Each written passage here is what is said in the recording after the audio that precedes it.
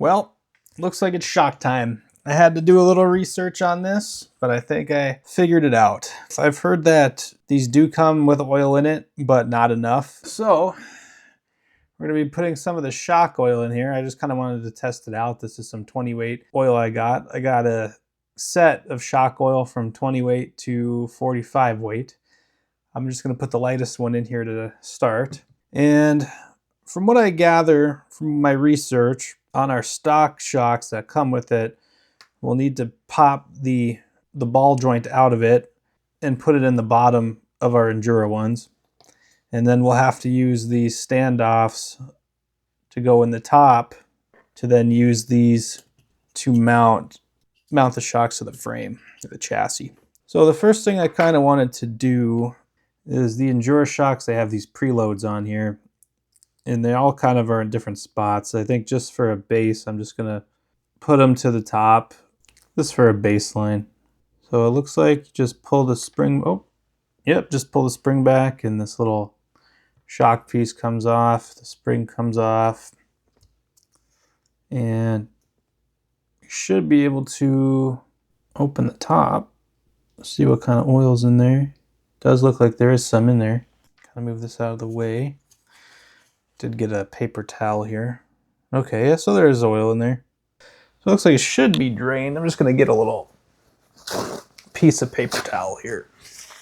Just roll it up just to kind of get that old oil out. It did look like there's a decent amount in there. It's probably enough. And I did have to watch a video on how to do this shock oil. First time I've done this. So we'll see how that goes actually trying it. Now, since these are so small, I got this little syringe. I don't know if this will work, but I got this little syringe. I was thinking about sucking that out. And, I mean, the syringe is like perfectly fit in there. So we'll just try doing that. We'll see how that goes. Oh, yeah. A nice syringe of 20 weight shock oil.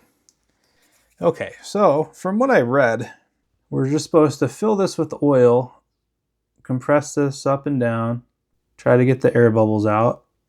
And then when we put the cap on, we want to have this all the way in, and then here screw the cap on. So we'll try that. First time doing this. All right, so let's just stick this in here.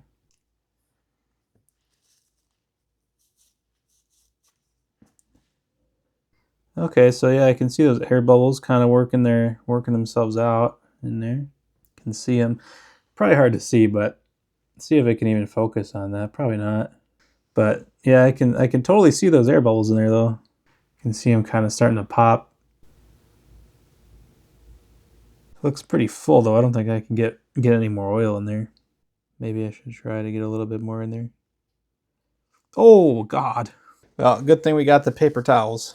Well, at least getting that extra oil in there, it looks like it got rid of the air bubbles. I see just a couple little ones, but for the most part, it's full to the top with oil. Very, very tiny little bubbles in there. Yeah, looks like they're all out of there now. So yeah, we'll just push this rod all the way in, and then we'll screw this cap on. What a mess. Okay, well, we got the shock on.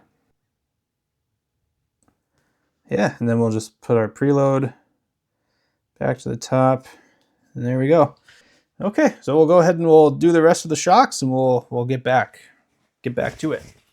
All right, guys, they're done. And this is the aftermath of it, but we did get them all filled, and now we'll go ahead and we'll start mounting the hardware to it and get them on the truck.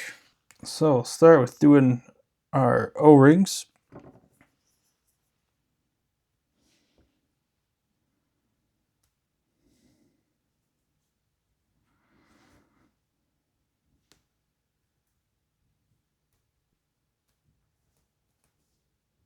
Okay, and then on the bottom, we'll pop in the ball stud. This is from the stock shock. All right, that just popped right in there. Now to correct my mistake from earlier. So I guess these were actually where the shocks were to mount, so I messed that up.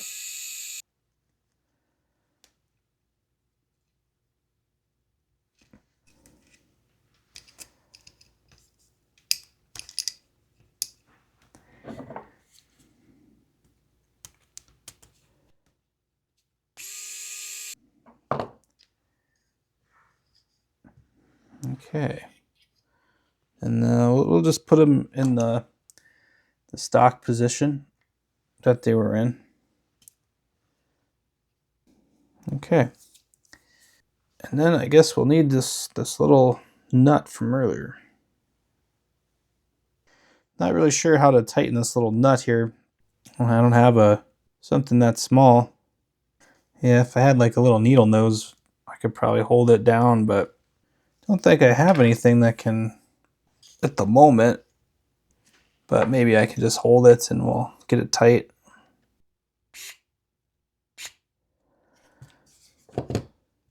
Yeah, I mean, just holding it got it tight.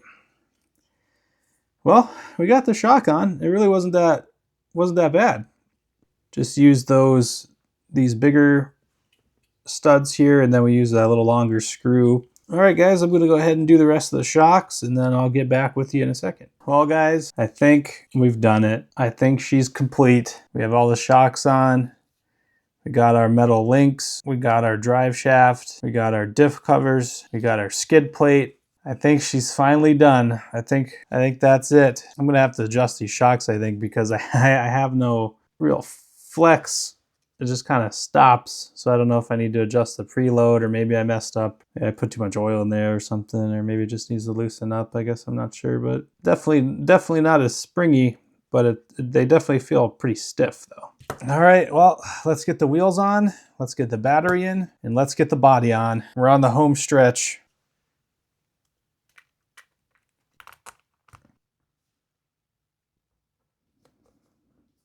Yeah, I think I'll have to hunt down the right tool for the job for this, because I can't seem to find or get the right size for these nuts on here. Yeah, they're held on at least good enough, but I don't know if I have to dig out my actual Redcat tool or where that is. All right, guys, wheels are in.